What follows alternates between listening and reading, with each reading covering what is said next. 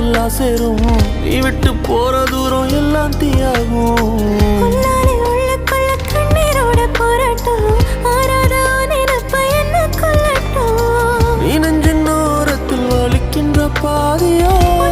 கவிதையில் நான் இனி இல்லையோ ஆயிரை மனதினை அறிந்தவன் எவனோ நீ அறிவாயின தவித்து நின்றேனோ நான் உனதில்லை என்றால் இருக்கவா உயிரே உனதாய் நான் பெருக்கவா